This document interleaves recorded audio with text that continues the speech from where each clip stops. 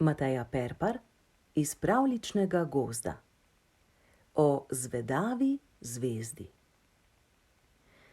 Živela je rdeča, peterokraka morska zvezda, ki je bila strašno zvedave narave. Kar naprej je postavljala običajna in manj običajna vprašanja in terjala odgovore od presenečenih in včasih že malce naveličanih sogovornikov.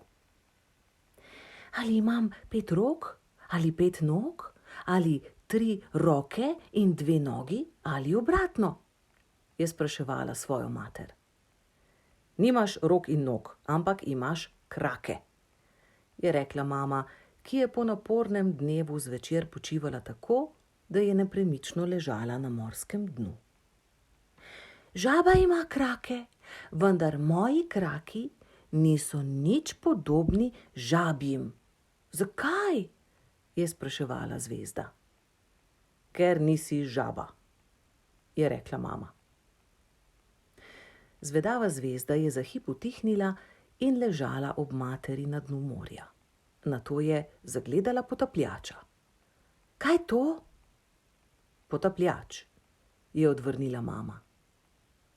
Zvezda ga je z zanimanjem opazovala.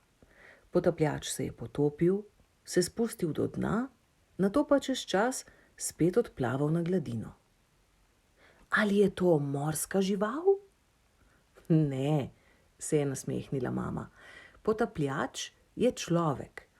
Ljudje živijo na kopnem. V vodi ne morejo živeti dolgo časa.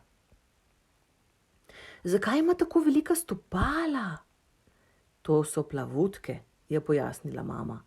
S plavutkami ljudje hitreje plavajo. Toda zvezda je že razmišljala popolnoma druge stvari. Ali ima morski pes lahko gnile zobe?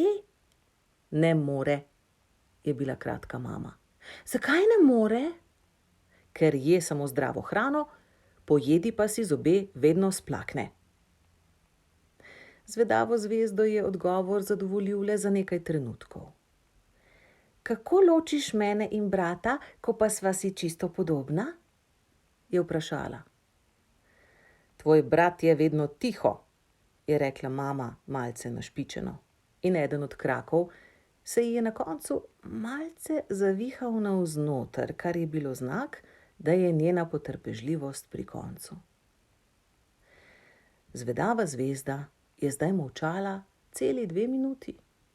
Postajala je čedalje bolj zaspana. Svojega ležišča je skozi mirno morsko vodo opazovala nočno nebo in čutila, kako njene veke postajajo čedalje težje.